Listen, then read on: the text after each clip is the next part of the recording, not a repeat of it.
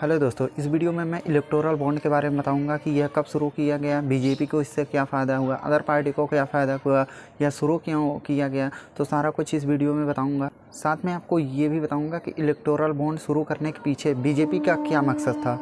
तो दोस्तों, सबसे पहले तो आपको बताते हैं इलेक्टोरल बॉन्ड होता क्या है और इसको कब शुरू किया गया। तो इलेक्टोरल बॉन्ड का हिंदी में मतलब कहें तो चुनावी चंदा होता है। यह 2017 में शुरू किया गया और इसको शुरू करने के पीछे सबसे बड़ा मकसद था पार्टियों को अमीर बनाना।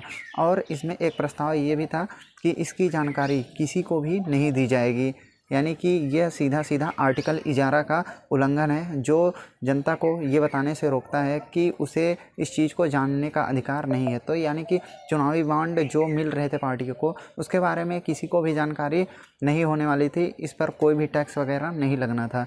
तो सीधा सीधा ये आर्टिकल 11 का उल्लंघन था। तो दोस्तों, मैं आपको अगर एग्जाम्पल से बताऊँ तो मान लीजिए पार्टी हो गई मंदिर, और इस मंदिर में दान किया जाता है जिस पर कोई भी टैक्स नहीं लगता। और इस मंदिर के भगवान हो गए जो पार्टी के मेन हैं, और वो उन पर कृपा करते हैं जो उनको बॉन्ड यानी कि चंदा देते हैं। अब जैसे देखिए, मैं एक बिजनेसमैन हूँ, मुझे कोई ठेका वगैरह लेना है तो मैं पार्टी को अगर चंदा दे दूँगा तो पार्टी हो सकता है जिसकी सरकार है वो मुझे ठेका वगैरह दे दे।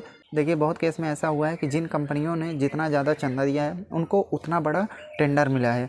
तो ये वर्तमान सरकार जो है वो यही करती है कि सबसे ज़्यादा चंदा लिया और बहुत ज़्यादा लोगों को टेंडर दिया, जो बड़े बड़े थे, जिसने जितना ज़्यादा चंदा दिया उसको उतना बड़ा टेंडर मिला। देखिए, बहुत से लोगों के मन में ये सवाल है कि चूँकि बीजेपी की सबसे ज़्यादा राज्यों में सरकार है तो इसलिए उसको ज़्यादा चंदा मिला, और पार्टियों के तो कम राज्यों में सरकार है तो उसको तो भी उतना चंदा मिला। उस हिसाब से देखा जाए तो बीजेपी को कम ही चंदा मिला। तो देखिए, एक सवाल ये भी कि वैसे तो बीजेपी हमेशा कहती है कि कांग्रेस ने 70 सालों में क्या किया, लेकिन एक सवाल ये भी है कि उसने कभी भी ऐसी योजना नहीं शुरू की जिससे कि किसी पार्टी को चंदा देने वाला प्रावधान हो। तो बीजेपी की सबसे ज़्यादा राज्यों में सरकार थी तो उसको पता था कि उसको ही सबसे ज़्यादा चंदा मिलने वाला है, तो इसलिए उसने ये योजना शुरू की।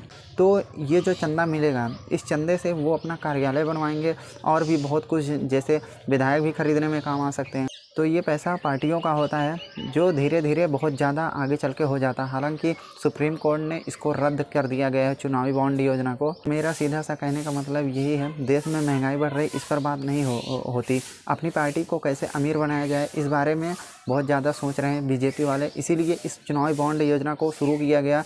वैसे तो इसे 2017 से शुरू किया गया, और रिकॉर्ड जो पेश किया गया एसबीआई की तरफ से वो 2019 के बाद का है। तो 2 सालों का घपला अभी भी है कि 2 सालों में हो सकता है कुछ ज़्यादा ही चंदा मिला हो बीजेपी पार्टी को।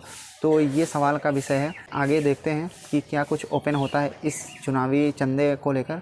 तो आप लोग इस चैनल को दोस्त सब्सक्राइब कर दीजिए, क्योंकि आपको इस प्रकार से देश के जो मुद्दे हैं उस पर वीडियो यहाँ पर इस चैनल पर मिलती रहती है। तो दोस्त, चैनल को सब्सक्राइब करें। मिलते हैं नेक्स्ट वीडियो में किसी नए टॉपिक के साथ।